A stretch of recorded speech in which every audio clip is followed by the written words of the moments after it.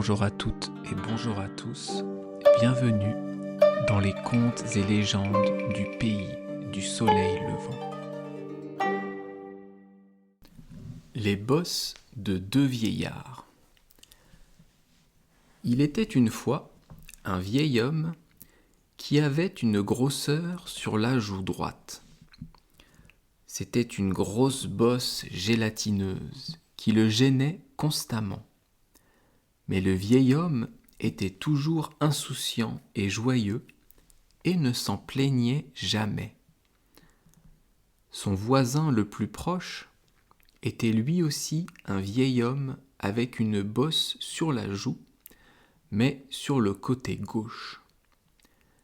Bien que la grosseur de l'homme à la joue gauche ne soit pas aussi grosse que celle de l'homme à la joue droite, l'homme à la joue gauche était une personne morose qui se plaignait toujours de sa grosseur. Un jour, l'homme à la bosse droite se mit en route vers une montagne voisine pour ramasser du bois de chauffage. Soudain, une pluie torrentielle s'abattit sur lui et il se réfugia dans le creux d'un arbre. En attendant que la pluie cessât, il s'endormit. Lorsqu'il ouvrit les yeux, la nuit était déjà tombée. La pluie s'était arrêtée, mais la forêt était plongée dans le noir et on n'entendait aucun bruit. Le vieil homme commença à avoir peur. C'est alors qu'il entendit des voix fortes venant des hauteurs de la montagne. Ce n'était pas un groupe de personnes, mais une meute d'ogres avec des crocs. Il y avait plusieurs types d'ogres, des grands et des petits. Il y avait des ogres bleus et des ogres rouges. Tremblant de peur, le vieil homme se réfugia dans le creux de l'arbre pour se cacher. Le groupe d'ogres s'assit devant l'arbre dans lequel le vieil homme s'était caché. Ils firent un feu de joie au milieu de leur groupe, et le chef des ogres s'assit devant le feu. Puis, ils se mirent à boire du saké avec enthousiasme, comme le font les humains. Au fur et à mesure que la bande d'ogres s'enivrait, ils commencèrent à montrer leurs pas de danse l'un après l'autre. Il y avait des danseurs très habiles et d'autres incroyablement mauvais. C'était tellement amusant que le vieil homme oublia complètement sa peur et sortit la tête de l'arbre, secouant son corps tout en regardant les ogres danser. Le chef ogre s'exclama alors. « Ah ah, oui, c'est bien. Mais y a-t-il quelqu'un qui puisse nous montrer une danse plus originale ?» En entendant cela, le vieil homme voulut sauter et s'essayer à la danse. Cependant, pensant qu'il serait dévoré vivant par les ogres s'il bondissait imprudemment, il s'évertua à se contrôler. En peu de temps, les ogres devinrent de plus en plus enthousiastes. Ils se mirent ensuite à applaudir à tout rompre. Le vieil homme ne put se retenir plus longtemps. « Qu'importe, se dit-il. Allons danser. Si je me fais manger et que j'en meurs, et alors ?» Sur ce, il sauta devant le chef ogre en criant « Oh oh, hé là !» et dansa, jubilant en s'étirant, en s'accroupissant, en sautant à droite, en trébuchant à gauche, en tournant en rond comme une souris, en sautillant en zigzag comme un lapin.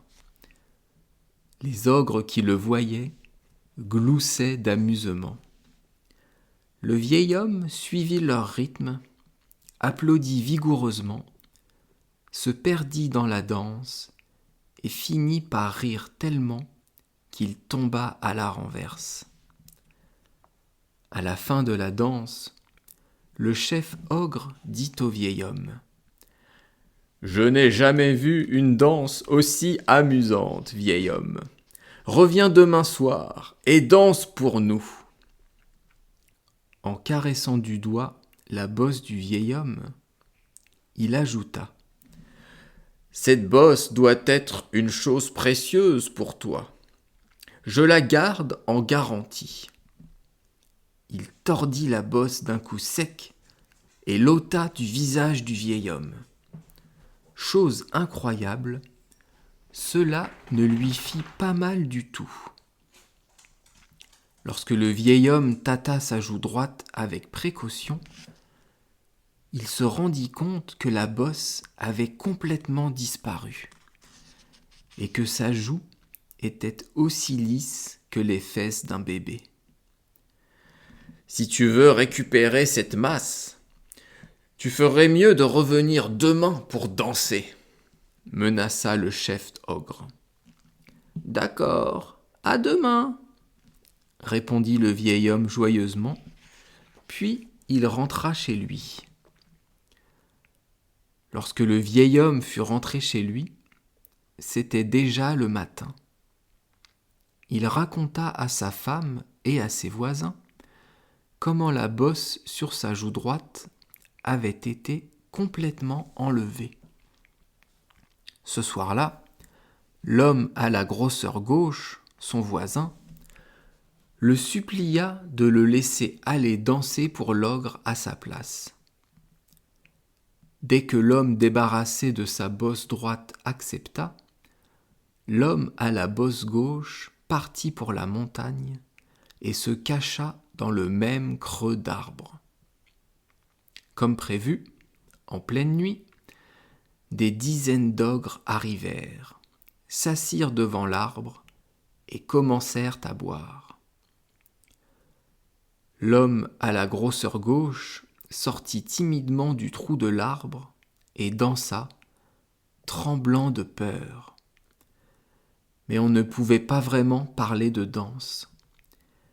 Il gardait les yeux et la bouche bien fermés et se contentait de tourner les poignets. Même la bosse sur sa joue devint complètement raide et immobile.